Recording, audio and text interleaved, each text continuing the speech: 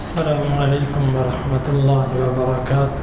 سورۃ النساء آیت نمبر 11۔ اعوذ باللہ السمیع العلیم من الشیطان الرجیم من ہمزہ ونفخہ ونفثہ من بعد وصیۃ یوصی بها او دین، وصیت کے بعد جسے وہ کر جائے یا قرض کے بعد۔ آباؤکم و ابناؤکم لا تدرون ایہم اقرب لکم نفعا، تمہارے باپ اور تمہارے بیٹے تم نہیں جانتے ان میں سے تمہیں زیادہ نفع کون دینے والا ہے۔ فریضۃ من اللہ، یہ تو اللہ کی طرف سے ایک فریضہ ہے۔ ان اللہ کان علیما حکیما، بے شک اللہ تعالیٰ علم والا اور حکمت والا ہے۔ اس آیت مبارکہ میں اللہ تعالیٰ نے تقسیم وراثت سے پہلے دو چیزوں کا ذکر کیا۔ کسی بھی بندے کی وراثت تقسیم ہونے سے پہلے عام طور پر علم میراث کی کتابوں میں تین چیزوں کا لکھا ہوا۔ سب سے پہلے اس کی تجہیز و تکفین، تجہیز اس کو تیار کرنا، تکفین اس کو کفن دینا، یعنی اس کو نہلانے، اس کی قبر خریدنے، اس کو کھدوانے اور اس کا کفن خریدنے، ان سارے معاملات پر جتنا خرچہ آئے گا یہ مرنے والے کے مال سے لیا جائے گا جو اس نے ساری زندگی کمایا ہے۔ ہمارے ادھر اکثر لوگ برادری والے احساناً ایسا کرتے ہیں کہ اپنی طرف سے کر دیتے ہیں، لیکن اصولی طور پر یہ فوت ہونے والے کے مال سے لیا جائے گا یہ سب کچھ۔ دوسرا عمل یہ کرنے کے بعد، اچھا اس میں یہ نہیں شامل کہ آپ اس کی روٹی پکائیں، اس کے پیسوں کی، کھانا کھلائیں، فضولیات کریں، اس کے پیسوں کو ضائع کریں، یہ اس میں داخل نہیں ہے۔ اسے صرف اور صرف تجہیز و تکفین، یعنی میت کو اس کی قبر، کفن، نہلانا دھلانا، اس پر جو خرچہ آئے گا، بس یہ مراد ہے۔ دوسرا عمل، قرآن مجید کے اندر دو چیزیں بیان ہوئیں۔ قرآن نے وصیت کو پہلے ذکر کیا، پھر قرضے کا ذکر کیا کہ تجہیز و تکفین نکالنے کے بعد پھر دیکھو اس نے کوئی وصیت تو نہیں کی تھی، وصیت کو نافذ کرنے کے بعد پھر دیکھو اس پر قرض تو نہیں تھا۔ حالانکہ قرض مقدم ہے، قرض کی معافی نہیں ہے، لیکن وصیت کی معافی تو ہو سکتی ہے۔ جبریل آپ کے پاس آئے، کہا کہ شہید کے سارے گناہ معاف سوائے قرض کے، الا الدین، قرض معاف نہیں ہے۔ قرض اہم ہے، قرض کو بعد میں ذکر کیا، وصیت کو پہلے ذکر کر دیا۔ اس میں توجیہ اہل علم نے یہ لکھی ہے، حقیقت میرا اللہ تعالیٰ جانتا ہے، اہل علم نے توجیہ یہ لکھی ہے کہ جو قرض ہوتا ہے نا، یہ قرض خواہ جس نے قرضہ لینا ہوتا ہے وہ خود ہی مطالبہ کر کے لے لیتا ہے کہ بھائی میرے پیسے ہیں، اس کے ذمہ پیسے دو مجھے، تم اس کے وارث ہو۔ لیکن جو وصیت ہوتی ہے نا، یہ کسی کے ساتھ احسان ہوتا ہے، تو جس پر احسان کیا جاتا ہوتا ہے وہ اب زبردستی تو نہیں نا مانگ سکتا۔ اللہ نے وصیت کو پہلے ذکر کیا کہ اس کو احسان سمجھ کے ہلکا نہ لے لینا، بلکہ قرضے سے بھی پہلے اس کو ادا کرو، اس لیے اس کو مقدم رکھا۔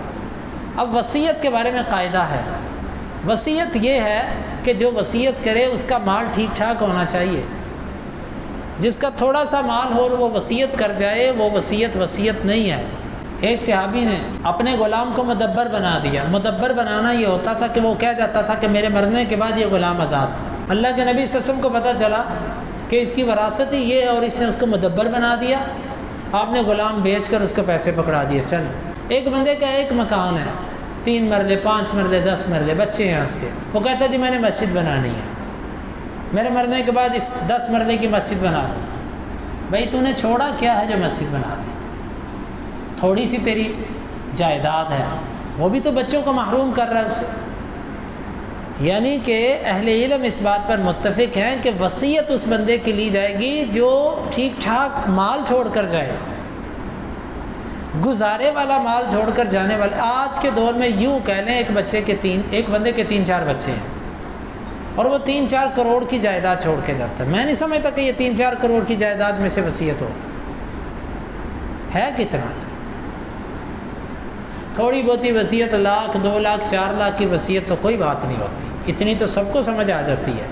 لیکن وہ کہہ دے کہ میرا تیسرا حصہ وصیت ہے، 3 کروڑ کی جائیداد ہے، 1 کروڑ وصیت کر رہا ہے، بچے پیچھے 4 ہیں۔ آج کے دور میں آپ کسی کو دیتے ہیں تو کیا پیچھے رہتا ہے؟ وصیت کے لیے مال کا ٹھیک ٹھاک ہونا ضروری ہے۔ حتیٰ کہ اہل علم نے رد کی ہے اس بندے کی وصیت کو جس کا مال تھوڑا اور وہ وصیت کرے۔ اور دوسری چیز یہ ہے وصیت کے لیے کہ وصیت تیسرے حصے سے زیادہ نہیں ہونی چاہیے۔ اور تیسری چیز یہ ہے کہ یہ جو وصیت ہے نا، یہ کسی کو ضرر پہنچانے کے لیے نہ ہو۔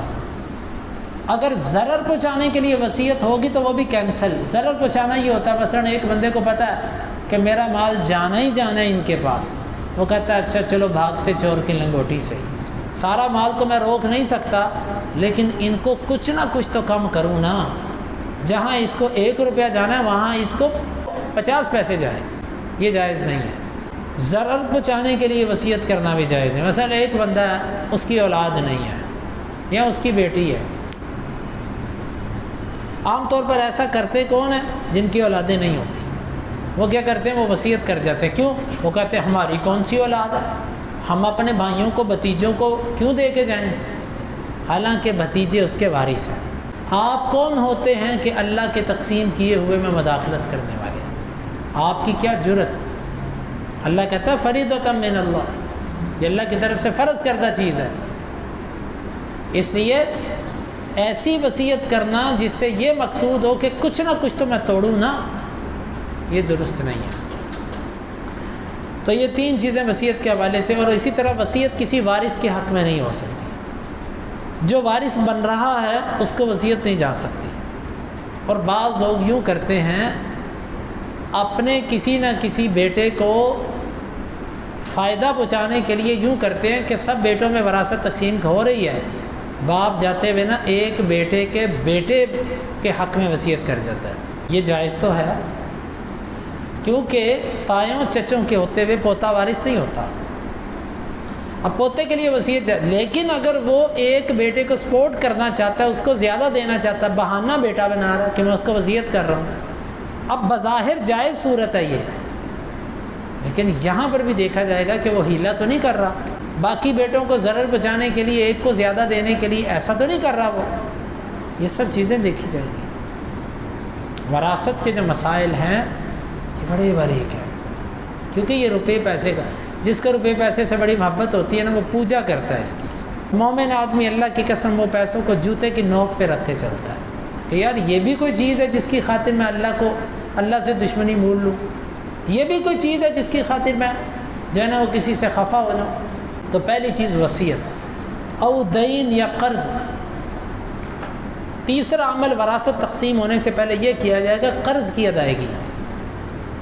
اگر قرض اتنا زیادہ ہو کہ سارے کا سارا مال اس میں چلا جائے تو وراثت ختم۔ یہ نہیں ہے آپ کہیں جی وراثت بانٹو اور قرضہ بھی ابا جی کا بانٹو، نہ نہ نہ نہ نہ، یہ نہیں ہوگا کہ آپ کو جی ابا جی کا قرضہ ٹھیک ہے 10 لاکھ تیرے ذمہ، 10 لاکھ تیرے ذمہ، 10 تیرے ذمہ، 10 تیرے ذمہ، وراثت تو بانٹو نا۔ نہیں، پہلے قرضہ اتاریں گے پھر وراثت تقسیم کی جائے گی۔ میرے پاس ایسے کتنے معاملات آئے ہیں جی، ابا جی کا قرضہ میں نے اس کے سر ڈالا تھا کیونکہ فلاں دکان اس نے ڈالی تھی اپنے ذمہ، فلاں گودام میں نے اپنے ذمہ ڈالا تھا، اتنا قرضہ میں نے، اچھا تم نے ابھی تک ادا کیا؟ وہ جی بس کر دیں گے ہم، کوئی نہیں کرتے یہ۔ اس لیے وراثت تقسیم ہونے سے پہلے اس کا قرضہ اترے گا۔ اگر سارا مال قرضہ اترنے میں لگ جائے، گھر تک بھی بکچے بیچا جائے گا، نہیں بیچتے گناہ گار ہیں۔ دوسری صورت، قرض اتنا زیادہ ہو کہ ساری وراثت دے کے بھی قرض پورا نہ ہوتا ہو، تو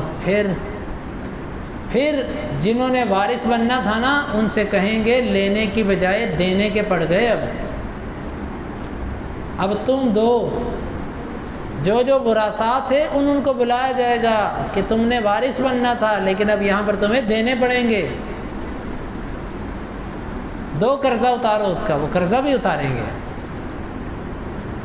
یہ بڑے حساس معاملات ہوتے ہیں اور ان کو فوری کرنا چاہیے، اس میں تاخیر نہیں کرنی چاہیے۔ اللہ کی قسم، لوگ مکان بانٹ جاتے ہیں، جائیدادیں بانٹ جاتے ہیں، دکانیں بانٹ جاتے ہیں، گاڑیاں، حتیٰ کہ زیورات تک، جیب کے روپے پیسے تک لوگ خرچ کر جاتے ہیں، قرضے نہیں ادا کرتے والدین کے۔ قرضہ ضروری ہے۔ یہ 3 چیزیں جب پوری ہو جائیں گی نا، اس کے بعد وراثت کی تقسیم ہے۔ اللہ نے کہا من بعد وصیہ، وصیت کے بعد، قرضے کے بعد، ان سب چیزوں کے بعد وراثت ہے۔ آگے اللہ تعالیٰ نے ایک حکمت والی بات بیان کی. تم میں سے کوئی اعتراض کر سکتا ہے جی فلانے کو نہیں دیا، فلانے کو نہیں دیا، فلانے کو اتنا حصہ کیوں دیا، اتنا کیوں نہیں دیا؟